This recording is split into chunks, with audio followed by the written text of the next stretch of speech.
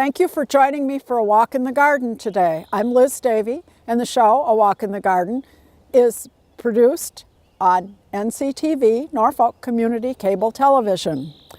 It's early May, but it's still jacket weather in Norfolk. Unfortunately, things have been a little cool lately. It looked like things were going to warm up and we were going to have a really early spring, and then things cooled down quite a bit. So I'm still hanging in there and not planting too much that is very tender because frost is still definitely a possibility.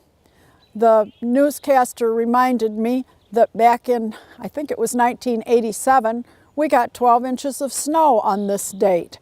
So you can't be too careful about putting in tender annuals and perennials and it's good to wait until a little bit later just to be sure that the temperature is good. You really don't gain any time by putting them in when it's still too cold because they won't grow properly. They'll just sit there and possibly get frosted. I'm in the herb garden and the herbs are up and there's plenty that we can pick.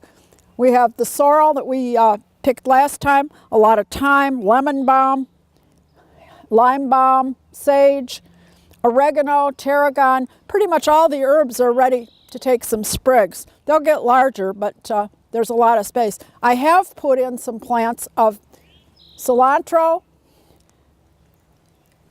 Italian parsley, and regular parsley. I also plant those in my vegetable garden in the rows, but I couldn't wait and I wanted to harvest some of these now, so I put in just one plant of each to get a little early harvest. I have a plant called rue, and it is not a culinary herb.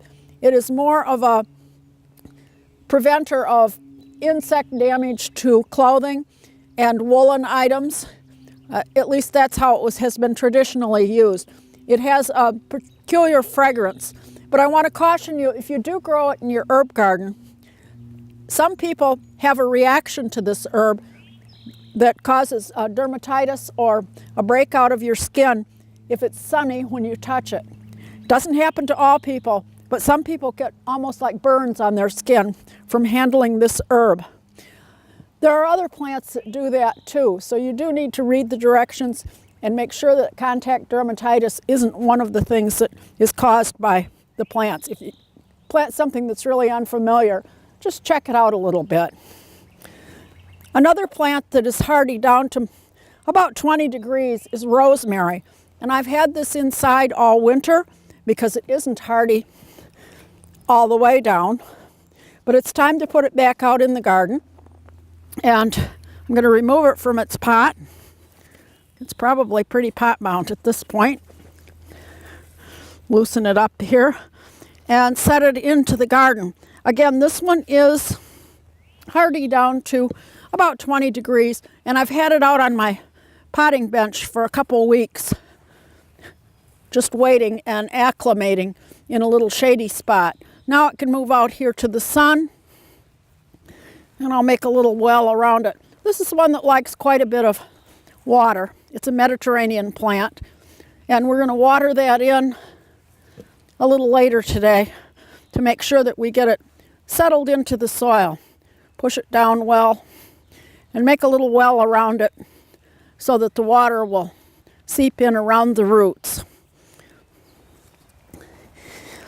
Again, the herb garden is starting to really grow. I'll be putting in some tender herbs, which are now in my little sun shed when the weather gets warmer, probably around the end of the month, maybe even the first week in June.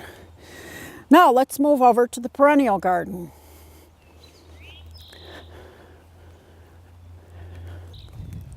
The perennials have really sprung up over the last few weeks. Our bulbs are gone and they've all been deadheaded except for a few tulips, late tulips that are still around. And of course, some of the other bulbs are just finishing up with their bloom to be deadheaded later. But it's time to put on plant supports. This is the one I purchased, and you just stake them in.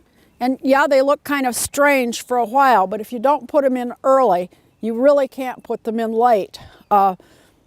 It just doesn't work. This will grow up through the support. but to try to pull the pieces up through the support later really does not work at all. I put a support early on this poppy. You can't even hardly see it.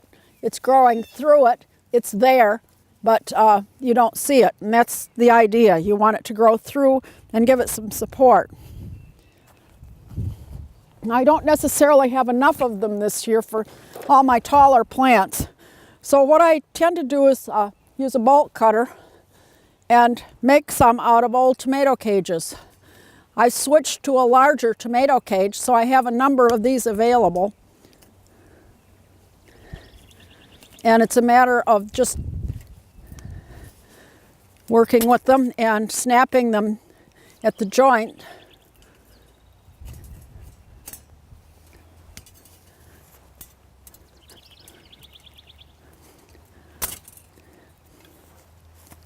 The bolt cutter, it's not too difficult. Regular pliers don't work as well.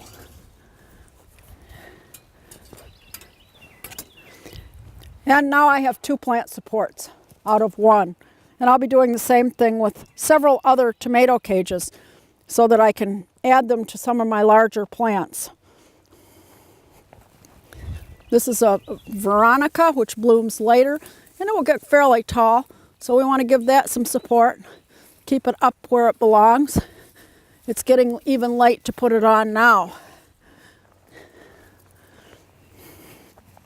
This one can go on some of the phlox to hold it upright, and then I'll make another 1 or 2 to add to it.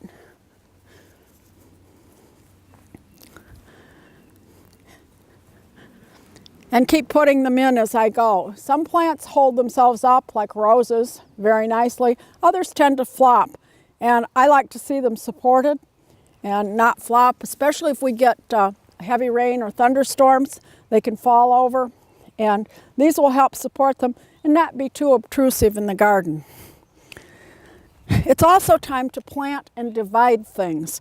And I did get a new plant. I have several new plants that I'll be planting this year, and this is called a gas plant, and it is an old-fashioned annual which has lovely flowers on it sometime in the summer. And this is a start that I purchased, and I need to get it into the garden. Because it is a hardy perennial, I can plant that now. And I'll loosen the roots a little bit.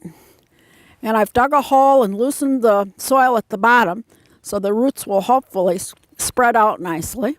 And I want to plant that at the same level it was in the nursery.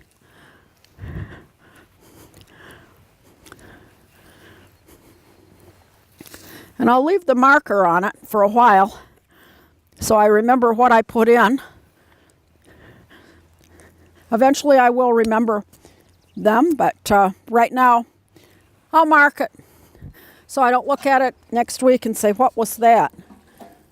And we want to water that in well.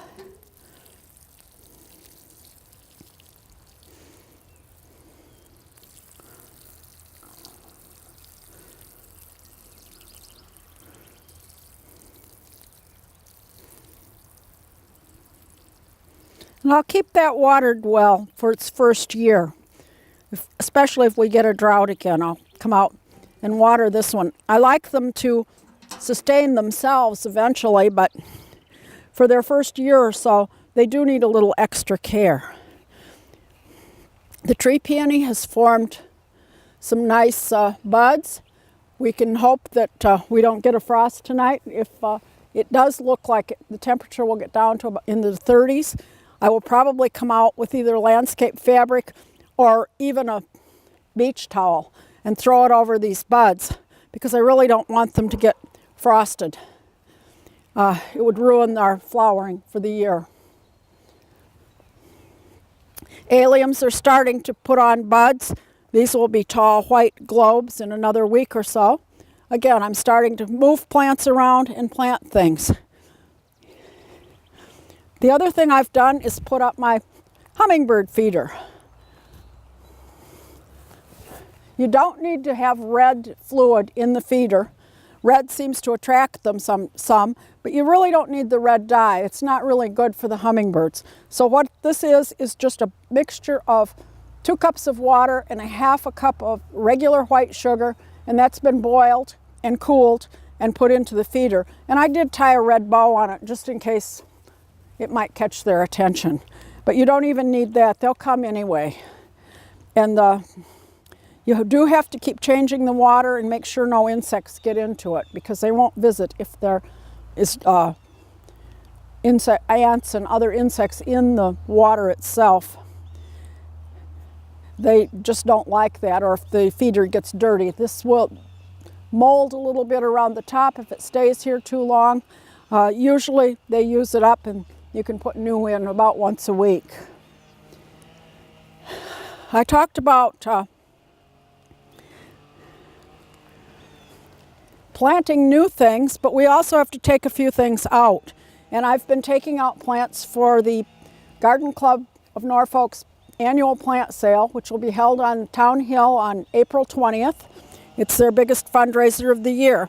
And the perennials come from members' gardens and are potted up several weeks before the sale, which would be about now. And I have some chrysanthemums here. This is one that came back from last year. And I'll be potting these up. The starts will go in pots along with a good dose of compost. And these will be ready to take off in somebody else's garden. Add a little soil to hold it down. But I'll put some compost under it and over the top, and then keep them well watered for the next week and a half until the sale happens. I have about 70 perennials that will be going to the sale, a variety. Again, I like to plant some new plants, and that means because I have a full garden that I also need to take a few out and share them.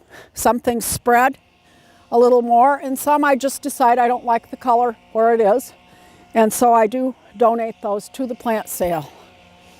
Now let's move over to the vegetable garden.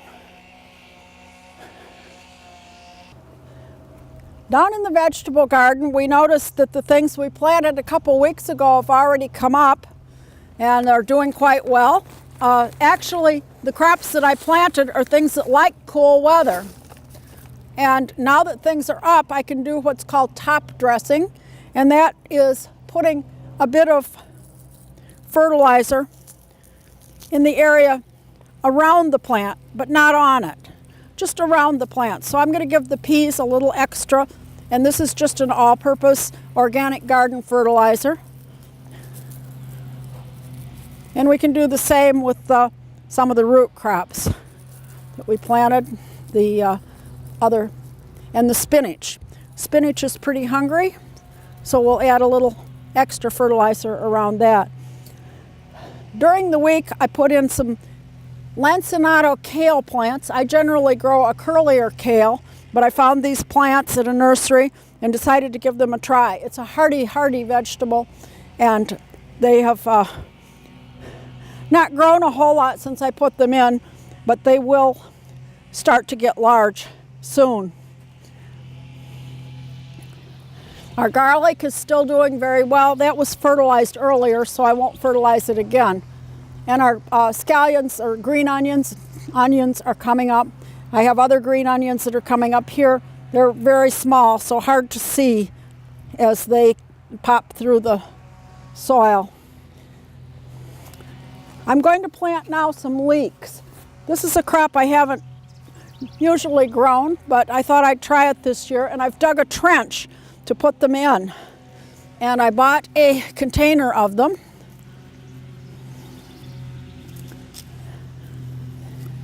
And I need to separate them and put them about 18 inches apart. And you can see they've made pretty good roots all the way down. So I will carefully separate them. And for each one, I'll dig a hole, but I'm going to space them out first, about 18 inches apart. And we'll get a few in. and I'll plant them, but I'll plant them in the bottom of the trench. As they grow, I will continue to fill in the trench.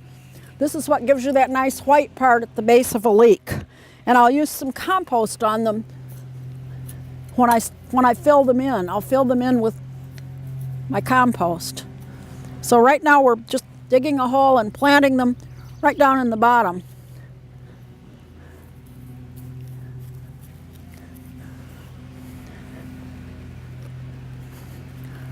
And again, about 18 inches apart was the recommended spacing. They need room to get larger. We have a couple here. These really have a lot of roots. And you need to tease them apart carefully.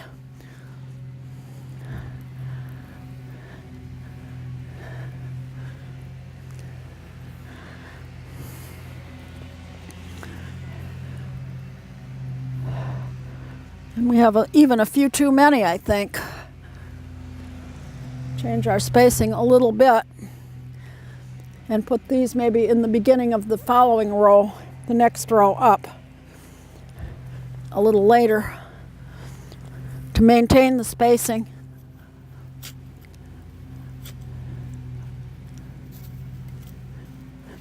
Snug these in, and then I'm going to water these well.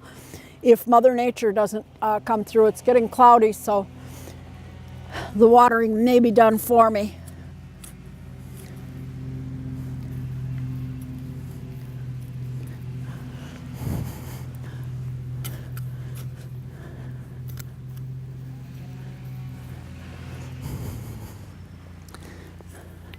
Actually, I'm going to save 3 to plant in the next row.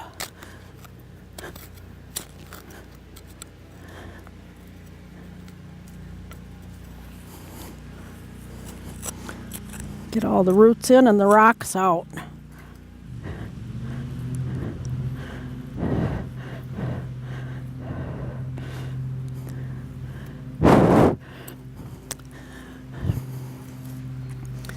We have another one to put back in the pot to plant a little later.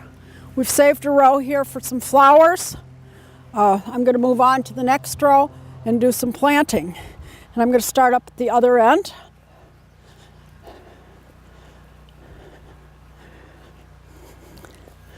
And I've already used my hoe to make a nice little furrow for the seedlings. And I've put in some stakes where I want to end the rows. I probably won't use the whole space. But I want to make sure I get some of the leaves out of the area they've blown in. And I'm going to plant a lot of lettuce. We like salads, and so it's good to grow your own greens. I won't fill the entire space though right now. I'll keep planting them at about 2 to 3 week intervals so that the lettuce will keep on bearing. So right now I'm just going to plant and just sprinkle the seeds in. I tend to plant rather thickly and then eat it as it goes. So I'm going to plant about half of this with a Butter Crunch bib lettuce. I'll put a rock right there to indicate I ended right there. It will be obvious soon as it does germinate. And we'll press it down well and move on to the next one. And I'll put a little rock on that so it won't blow away. And the next one I'm going to plant is salad bowl lettuce.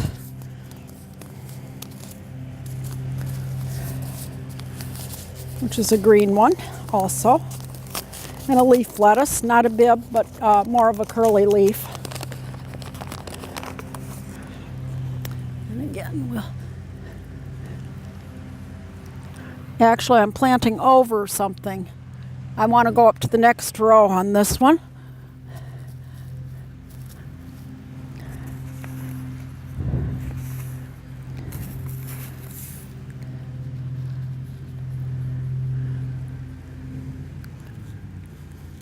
And plant about half.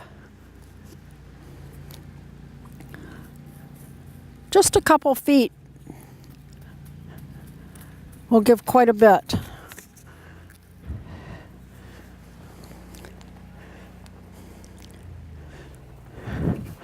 And we'll allot about this much space for that variety. And start with another one, which is Merlot lettuce, which is a dark red leaf lettuce.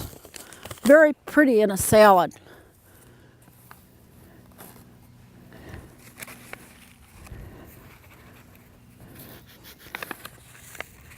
And I don't have too many seeds of that, so that's going to be a real short row.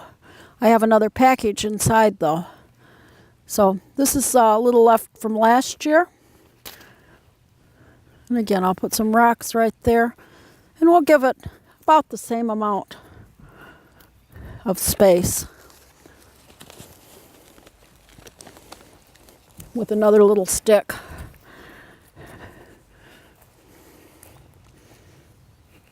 Okay, so we'll give it another 2 feet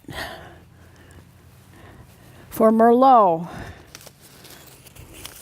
And again, put that one down to be picked up later as I enter it into my listing. The next thing I want to plant is called Gator Perpetual Spinach. And this is actually, it's a beet relative. But you can use it like spinach all summer. Spinach is a cool weather crop, and it doesn't do well when the weather gets hot. Gator, on the other hand, does very well.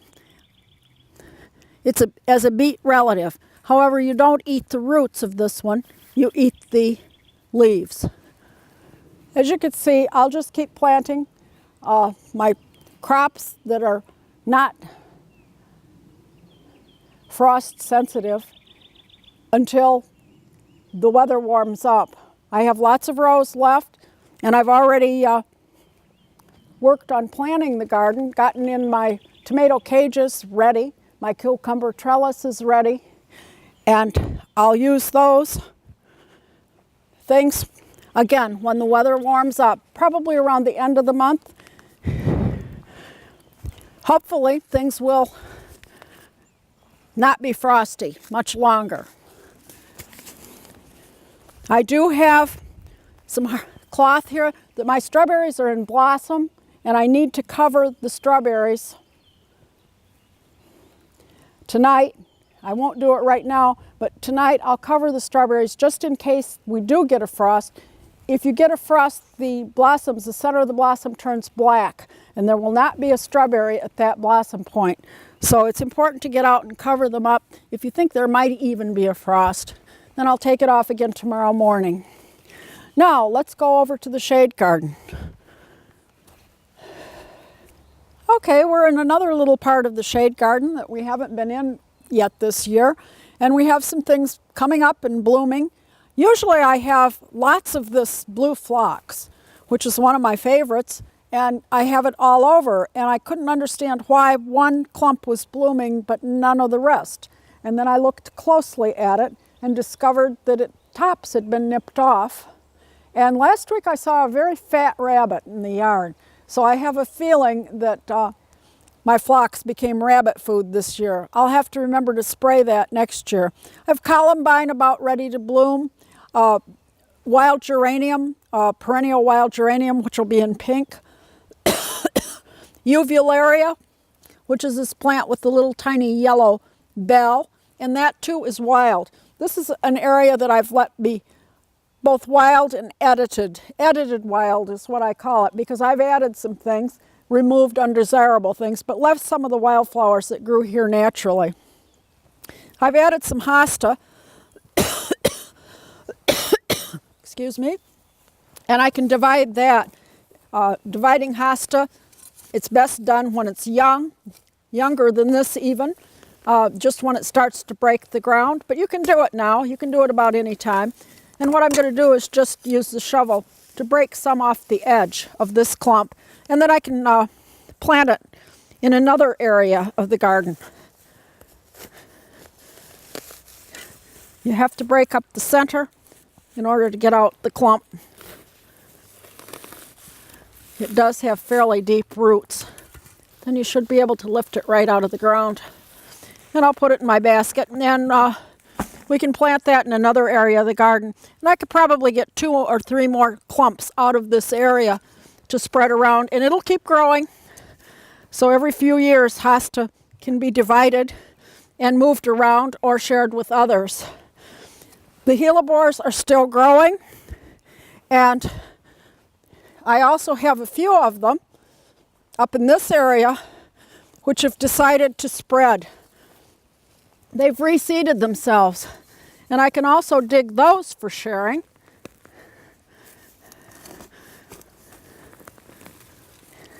This gives me room to plant some other things. Again, this area is full of roots because it's in the shade, so you really do need a sharp spade in order to get out the individual clumps. And these two then can be repotted to be shared or moved around in the garden. There are smaller ones and larger ones. It just depends on how long you've let them grow in the garden. They'll reseed almost every year, and you can either weed them out, or I like to share them with others or plant them someplace else. They make such a nice spring flower. Some of the hybrids do not reseed. If you don't want them to reseed, be sure to get the hybrids that don't reseed.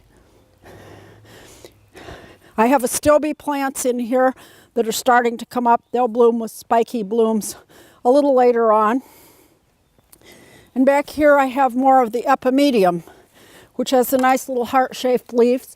This one has a red edge to the leaves, just a very small red edge, which gives it a little change. And it contrasts nicely with the Pieris foliage, which has a red new growth. This garden is constantly changing as I add and take things out. This is one of the carex grasses, which should have been cut down, and I never got around to it. It will come up and it will look presentable in another few weeks, or maybe even a month, but it could have been cut down and it would have looked a lot nicer. Over here I have another epimedium, and this is under a wild rhododendron. This is a wild type that I planted, and it will bloom much later and have a very sweet fragrance. Underneath is an epimedium, and you can see the little red and yellow blooms. They're just tiny.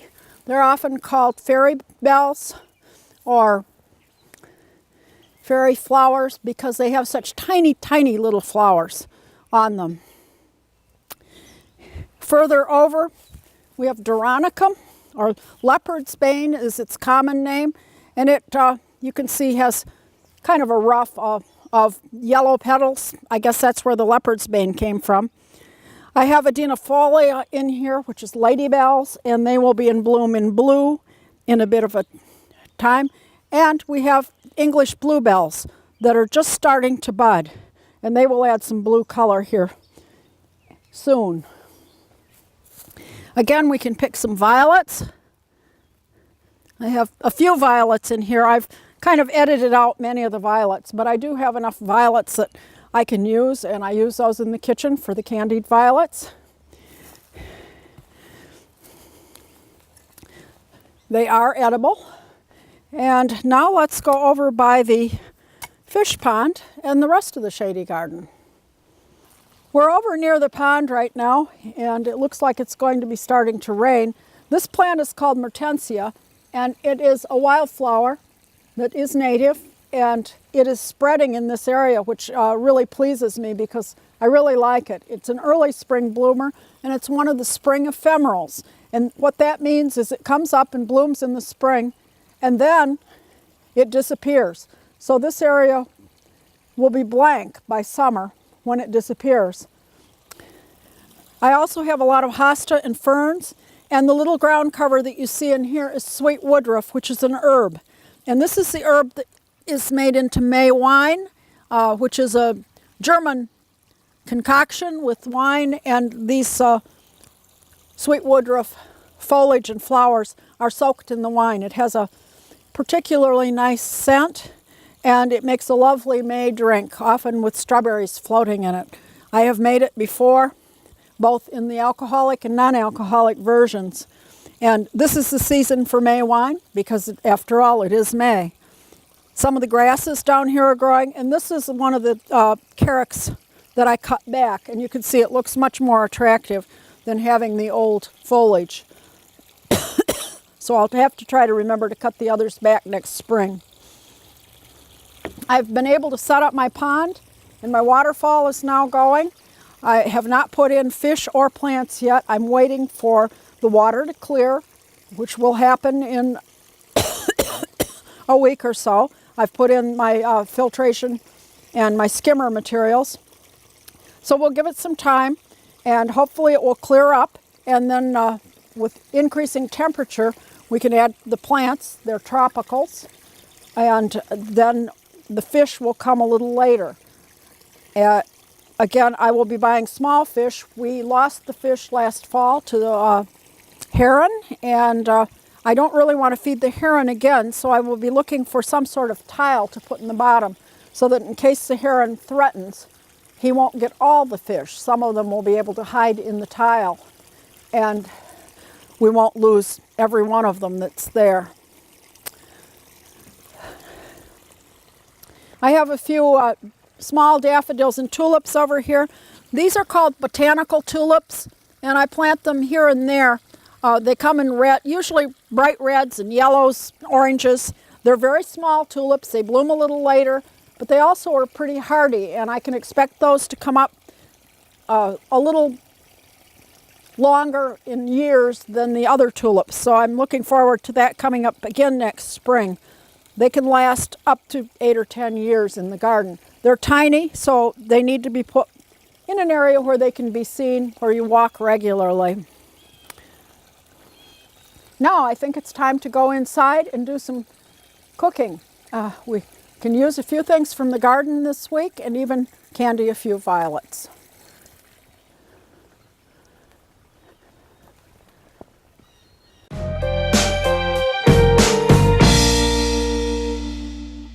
Today we're going to be making chicken roulades, or a chicken roll-up, and this is a good luncheon dish or even a supper dish, and we need to make something to roll the mixture in, and I'm making these little pancakes with egg, and these have no flour, so they would be gluten-free. And I have my frying pan heated until the water will sizzle when it's put into it. And what I've done is already made a few, and the mixture is 6 eggs and 1/4 cup of milk and a pinch of salt. And that's all that the little pancakes are. I'm using a 6-inch skillet, and I put about 1/4 cup of the mixture in the skillet and kind of move it around until it's all covered. And we're going to cook that for 30 seconds to a minute until it is completely set. We don't necessarily want it to brown, just to set. And it's still a little eggy on top.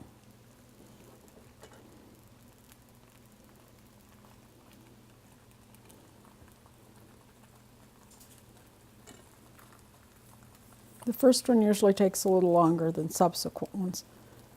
And you'll know it's set when you don't see any shiny egg anymore. It all becomes somewhat opaque. And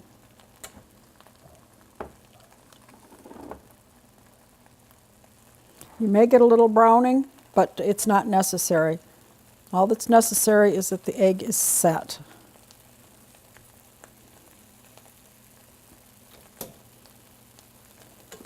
At this point, you can just flip it onto a rack and let it cool a little bit, and they can be stacked as I've done here. You can stack them up, and then we're ready to make a filling. For the filling, I have chicken, which I chopped in the food processor. This is cooked chicken, cooked leftover rotisserie chicken or an extra chicken breast cooked on the grill the day before would work. I've also shredded about 3 carrots. They call for 7 ounces of chicken that's been shredded and 3 medium carrots. And again, you could use a little more. That was my basic recipe. I decided to add a few things to it. And so I would add some chopped parsley and some chopped scallions. We're being able to pick one occasionally now. And I picked some lemon thyme, and I'll just take that off the stems. And you can just kind of go backwards on the stems, and it usually comes off pretty well. And I'll probably want about a teaspoon of that total, taking it off the stems.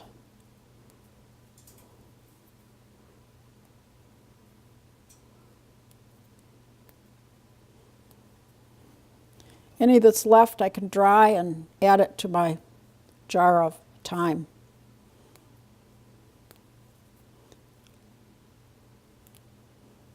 It'll dry fine just sitting here in the kitchen.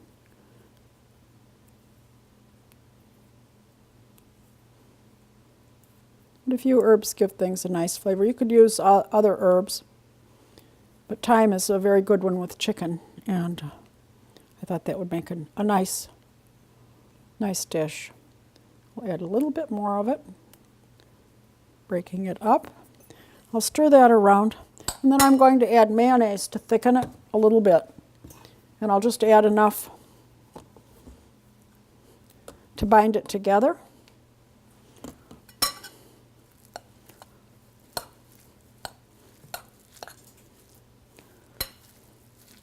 Probably about 1/4 cup total. Maybe a little bit more than that. You don't want it real liquid, but it does need to hold together, so I'll add a little bit more.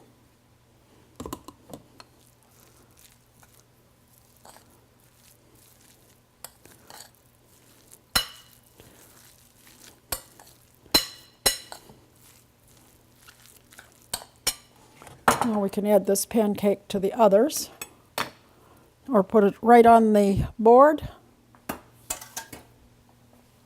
And I'll add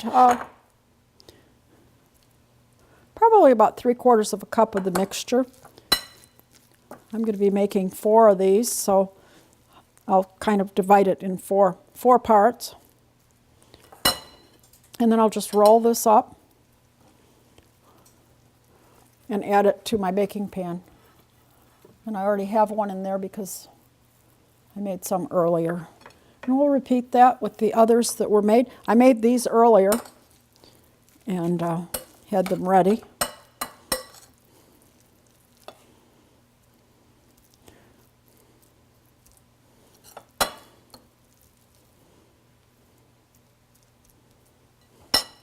And again, I'll roll it. You could probably do this with other combinations as well.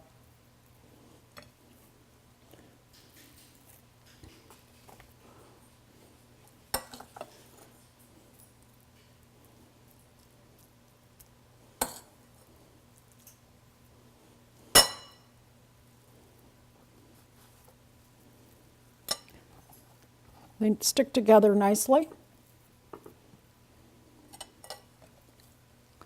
And actually we have 2 more in here. I guess we'll make an extra.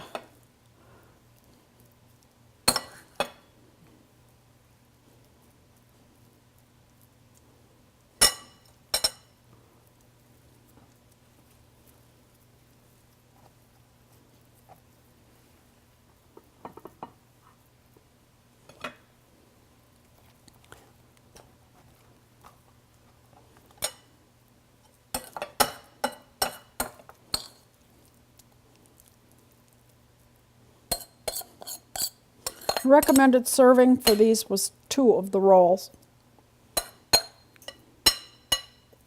But I think for a luncheon, 1 would probably be sufficient.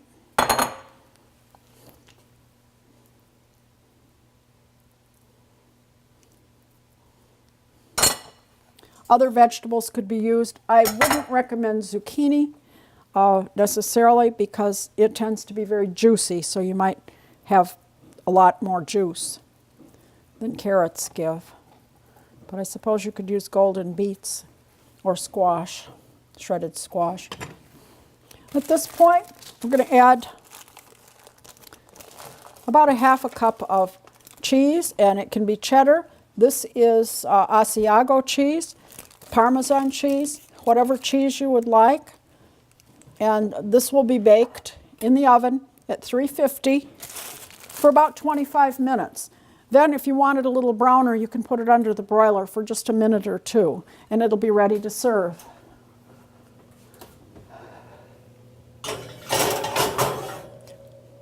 Our finished dish is going to look like this. These are the ones I baked a little earlier. I'll garnish it with a little bit of parsley.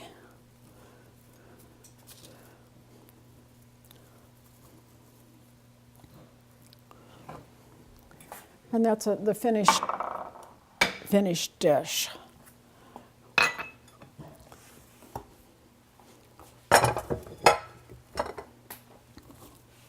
The next thing I'm going to do is candy some violets. And this is a fun thing to do when they're in bloom. They're in bloom right now. And if you don't do it now, you've missed them for the year. And for that, I use egg white was the original thing to use, and I whip that up, would whip an egg white. However, I don't use an egg white. I use meringue powder because it's pasteurized. Egg whites can be a hazard for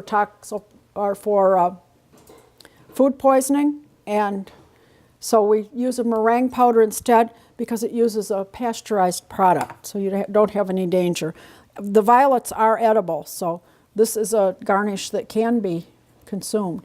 I use a little paintbrush. It's picky work, but if you like unique garnishes, it's worth it. And I just paint them. It seems easier to just dip them in the egg white and then the sugar. However, they stick together if you do it that way. And then face down on, and we want to make sure there's some of the fine sugar, and this is found in the regular sugar department, but it's extra fine. It makes a big difference. We'll do a couple more.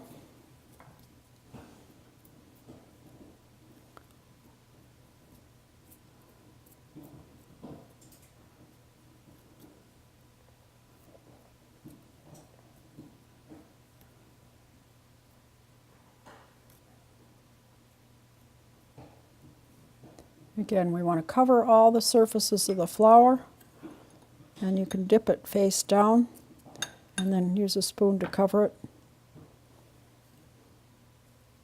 Even a little more. I put them face down on a piece of wax paper on a tray.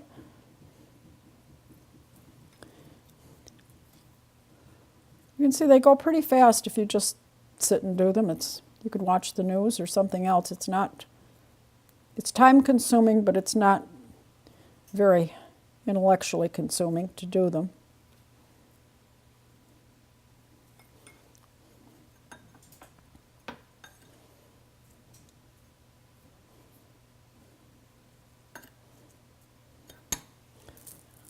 I use the stem to hold them while I do them initially.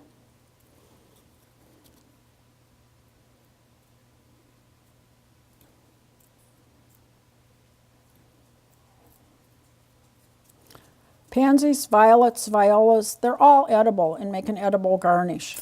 They look great on desserts and cakes during this season when they're fresh, but they're very short-lived. So this gives you a way to have a nice little garnish. Even one petal on a small cupcake looks nice, or a cookie.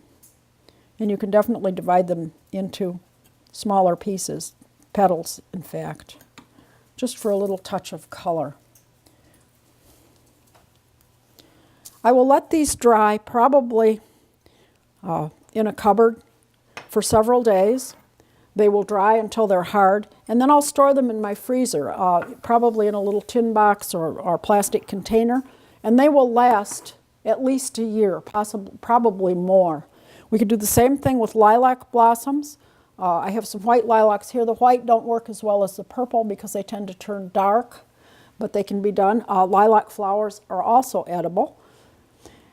And you can use these during the year just taking out from the freezer what you need. They'll stay separate if you put them in a little plastic or metal box in the freezer. And then you can use whatever you would like to use as a garnish on something. So we have the violets. And the next thing I'm going to make is a rhubarb dessert. Rhubarb is ready for picking right now, and I've picked some from my garden. Again, we're starting to use some of our garden produce now and pick some of the flowers. I'm using purchased puff pastry sheets. They're in the frozen food compartment, and one sheet will make 4 of these, which is the recipe. I'm showing just 2 at this point, and I've picked about 1/2 to 3/4 of a cup of rhubarb. I'm going to mix it in. I would need probably twice this much if I were making a full batch, so say 2 cups. And I'm mixing it with 2 tablespoons of sugar and a tablespoon of flour. Getting ready to assemble. And this is a streusel topped rhubarb puff. And I'm going to use 2 tablespoons of flour, the brown sugar. We have 5 tablespoons. Old-fashioned oatmeal, 1/3 of a cup, and 3 tablespoons of butter. And I've also added a teaspoon of cinnamon and a pinch of nutmeg for flavor. And we'll mix this together with a fork or your fingers, if you prefer, to make a crumbly topping.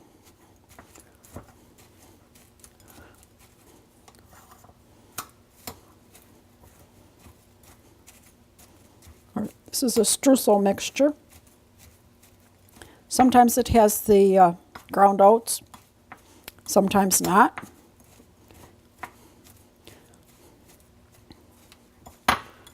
I'm using a puff pastry base, but if you wished, you could just put the rhubarb mixture in a pan and top it with this and bake it that way for a rhubarb crisp. Getting some on the cupboard.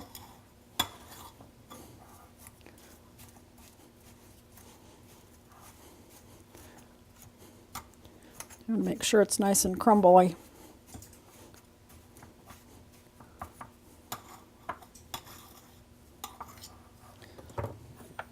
Now to make a border around the puff pastry, we use a knife and we score it. We don't cut all the way through, but just score it about a 1/2 inch in.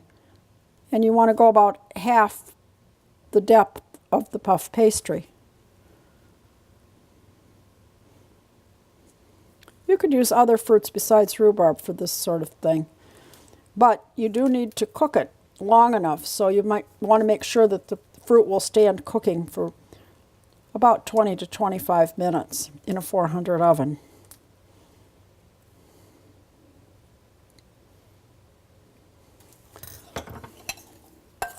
Now I'm going to spoon rhubarb in the middle, and we want to stay within the border with the rhubarb flour and sugar mixture. We may have to chase some back in.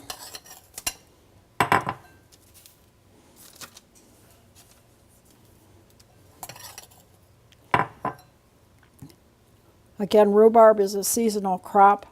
You can freeze it easily. All you have to do to freeze it is just remove the leaves. They're toxic, although you can put them in your compost. They're fine for composting, but they are too toxic to consume.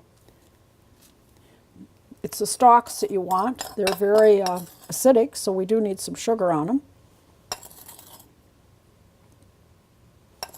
But to freeze it, you would just prepare it as I have here by washing it and chopping it and putting it in plastic bags or boxes and putting it in the freezer. You don't have to do any preparation, cooking or blanching or anything. It freezes very nicely. And we're going to do the same thing with the streusel, just pile it up on these.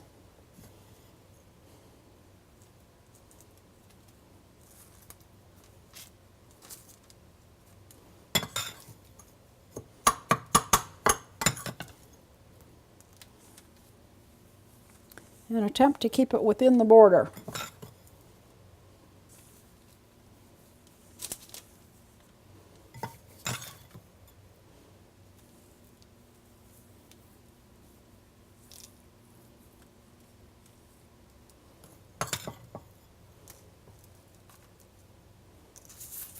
A little bit left here.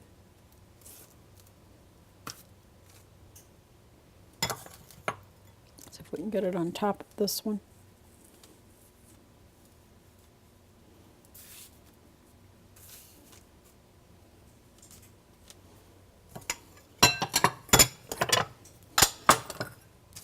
And I'm going to put this in the oven for 20 to 25 minutes.